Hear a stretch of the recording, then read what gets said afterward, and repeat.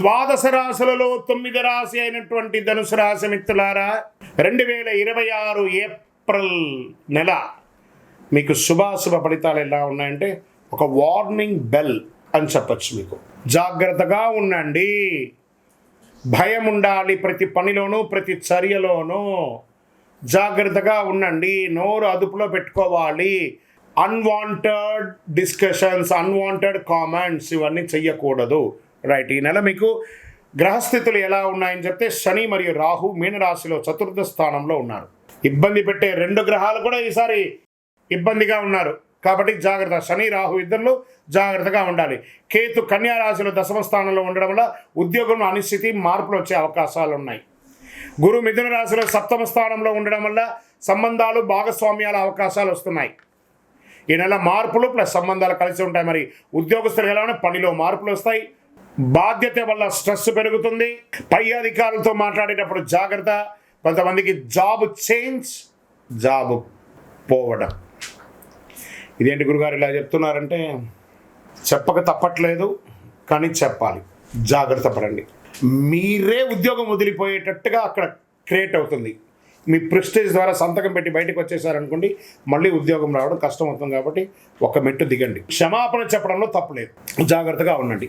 IT software రంగంలో అన్స్టేబిలిటీగా ఉంది, జాగ్రత్తగా ఉండండి. వ్యాపారస్తులు కొత్త వ్యాపారాలు ఏది వెళ్ళకండి, ఉన్న వ్యాపారాన్ని జాగ్రత్తగా చూసుకోండి. లాభాలు రాకపోయినా నష్టాలు రావు, మధ్యస్థగా ఉంటారు. పార్ట్నర్షిప్లో విభేదాలు వచ్చి తొలగిపోయే అవకాశాలు కూడా ఉన్నాయి.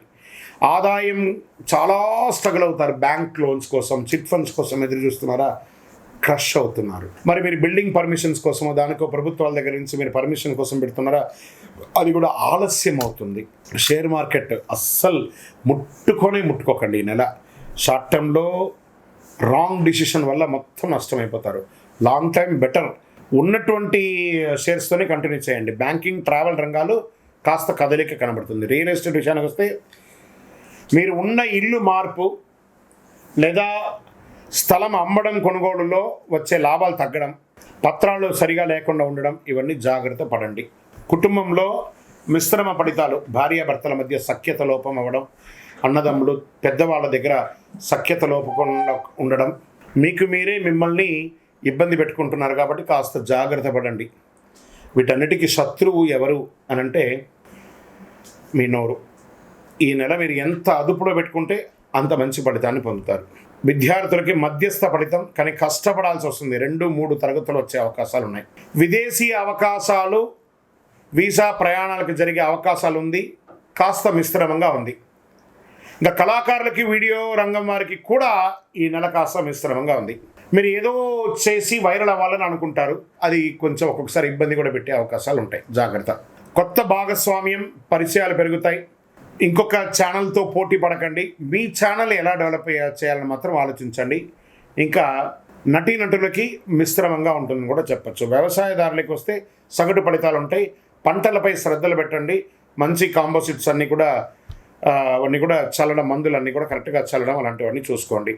ఆరోగ్య విషయంలోకి వస్తే ఒక శస్త్రచికిత్స కనబడుతుంది, జాగ్రత్త.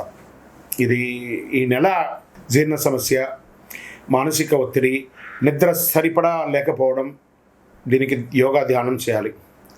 మరి ఏం చేయాలి గురుగారు? సైలెంట్. క్లిప్ వేసుకోండి మీ పెదాలకి. ఈ నెలంతా జాగ్రత్త. అదృష్ట రంగు పసుపు మరియు బ్లూ కలర్, ఈ 3 కలిసి వస్తుంది. అదృష్ట తేదీలు 3, 12, 21, 30 తారీఖులు కలిసి వస్తాయి మీకు ఈ నెల. అదృష్ట రోజు గురువారం, అదృష్ట సంఖ్య 3. గురువారం మరి ఏం చేయాలి? మాకు ఇంత చెప్తున్నారు కదా, దానికి మేము ఏమైనా చేయాలంటే పోయి శరణాగతి అవ్వండి. నవగ్రహాలకి 19 ప్రదక్షిణాలు చేయండి. శని భగవాన్ని ప్రార్థన చేయండి. శని బాధ వినాశాయ ఘోర సంతాపహారిణే కనకాలయ వాసాయ భూతనాదాయ తే నమః. స్వామి దిక్కు లేదయ్యా, నాకు నీవే దిక్కు. ఆ నవగ్రహాలకి ప్రార్థన చేయండి. ఆ రాహు భగవాన్ని ప్రార్థన చేయండి, ప్రసన్నం చేసుకోండి.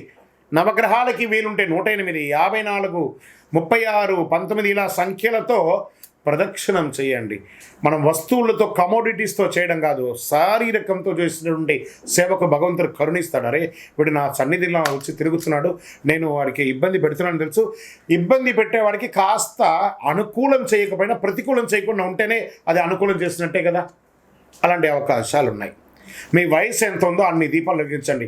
ప్రతిరోజు ఒక 19 ప్రదక్షిణాలు లేదా ఒక 36 ప్రదక్షిణాలు, 54 ప్రదక్షిణాలు నవగ్రహాలకి తిరగండి. నవగ్రహాలు అనుగ్రహిస్తే అన్నీ అనుగ్రహించినట్టే. మీకు పేదలకు ఆహారం వేయండి. 9 అనే ఒక చెప్పులు, నల్లటి రంగు చెప్పుని పేదలకు తొడగండి. కొత్తది ఒక చలివేంద్రం ఏర్పాటు చేయండి. అందరూ మజ్జిగను మంచినీలో తాగి ఈ వేసవి తాపడాన్ని పోగొట్టుకుంటే మీరు అనుగ్రహం పొందుతారు. ధనుసు రాశి వారు గుర్తుంచుకోండి, ఈ నెల మార్పులు, అసౌకర్యాలు చాలా ఉన్నాయి. కొంచెం లీగల్ ఇష్యూస్ కూడా జాగ్రత్త పడండి. మీ ఎదుగుదలకు మార్గం అవుతుంది.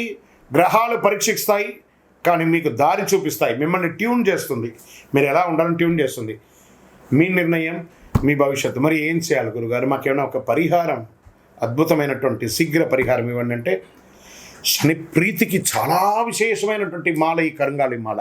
అతి శక్తివంతమైనటువంటి కరుంగాళి మాల చండీ సుదర్శన యాగాదులు చేసి, సుబ్రహ్మణ్య భుజంగ పారాయణం చేసి 48 రోజులు మన యొక్క అయ్యప్ప స్వామి 18 అవతారాల దేవాలయం జీవకోణ తిరుపతిలో పూజ చేసి సిద్ధంగా ఉంది.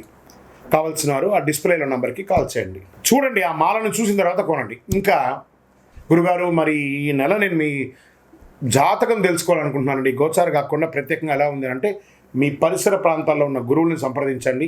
లేదు గురుగారు, మేము మీ దగ్గరే అపాయింట్మెంట్ పొందాలనుకుంటున్నాం. మీ పేరు, date of birth, time of birth, place of birth డిస్ప్లేలో కనబడుతున్నటువంటి నంబర్కి వాట్సప్ చేయండి. మా అడ్మిన్స్ మీకు రిప్లై ఇస్తారు. తప్పకుండా మీకు అపాయింట్మెంట్ వస్తుంది. విజయోస్తు. మళ్ళీ చెప్తున్నాను, పడుతున్న వర్షానికి గొడుగు మాత్రమే కానీ జాతకం జీవితం కాదు. మీరు మిమ్మల్ని నమ్మండి, మీ ఇష్టదైవాన్ని నమ్మండి, మీరు చేసే పనిని శ్రద్ధగా చేయండి. అదృష్టం మీ వెంటే ఉంటుంది. విజయోస్తు.